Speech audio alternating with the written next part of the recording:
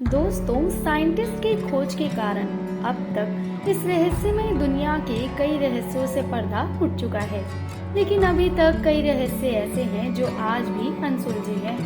और तो और इन रहस्यों से साइंस ने भी हार मान ली है और कई टॉपिक्स पर आज भी खोज जारी है। दुनिया के ऐसे ही रहस्यों में से एक रहस्यमय किस्सा मेक्सिको के एक गांव का है। इस गांव की विचित्र सी कहानी आपको हैरान कर देगी। तो चलिए आपको बताते हैं एक ऐसे गांव के बारे में जहां बच्चों से लेकर बड़े और जानवरों से लेकर इंसान सब के सब अंधे हैं।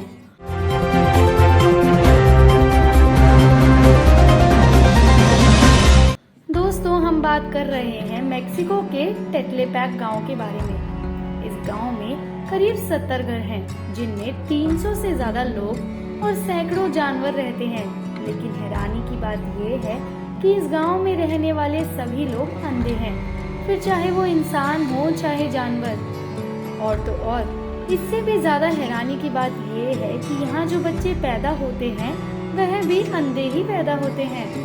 हिंदुस्तान से करीब 15,000 किलोमीटर दूर मेक्सिको में समुद्र किनारे यह गांव है। मेक्सिको का ये गांव अंधों के गांव के नाम से मशहूर है।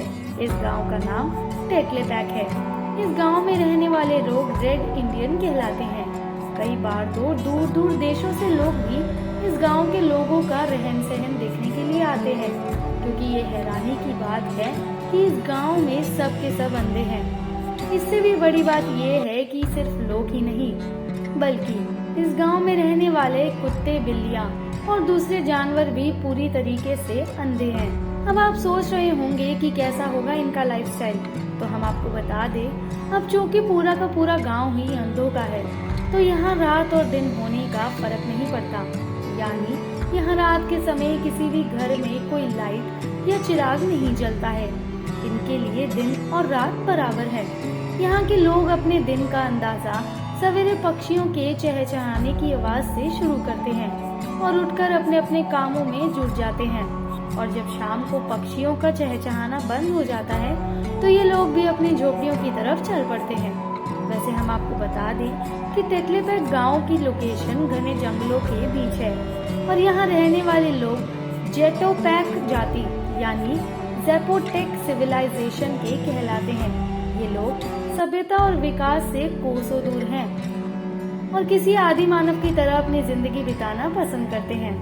घने जंगलों में रहने की वजह से दूसरे लोगों को भी इनके बारे में कोई खास जानकारी नहीं मिल पाती है। अब आप सोच रहे होंगे कि सरकार ने इनके लिए कुछ किया या नहीं, तो हम आपको बता दें कि जब सरकार को इन सब के अंधे होने के बारे में पता चला तो इनके इलाज की कोशिश की गई, लेकिन सब कोशिशें नाकामयाब रही। सरकार ने इन्हें दूसरे इलाकों पर बसाने की कोशिश भी की, लेकिन ये मुमकिन नहीं हो सका, क्योंकि जलवायु अनुकूल न होने की वजह से ये कहीं और जा भी नहीं सकते। आसान शब्दों में कहें तो ये लोग कहीं भी कंफर्टेबल नहीं हो पा रहे थे। ये लोग न केवल अंधे हैं, बल्कि पूरी दुनिया से कटे होने की वजह से लाइट इत्यादि के बारे में भी नहीं जानते हैं। आज भी ये लोग लकड़ी और पत्थरों के औजारों का इस्तेमाल करते हैं। ये पत्थर पर ही सोते हैं और घास फूस पत्थर की बनी झोपड़ियों में ही रहते हैं।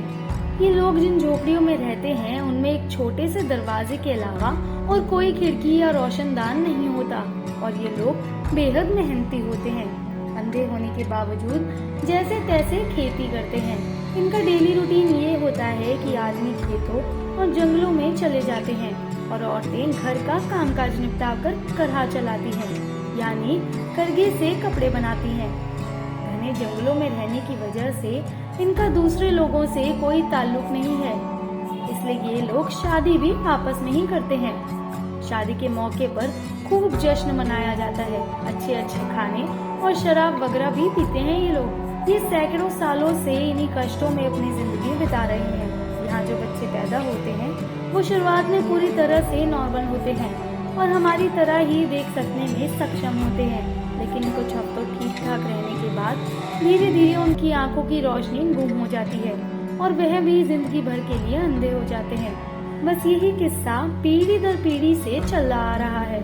अगर आपको इस वीडियो से कोई जानकारी मिली हो तो इसे लाइक कर दीजिए और ऐसे ही अमेजिंग फैक्ट्स को जानने के लिए हमारे चैनल को सब्सक्राइब कर दीजिए। धन्यवाद।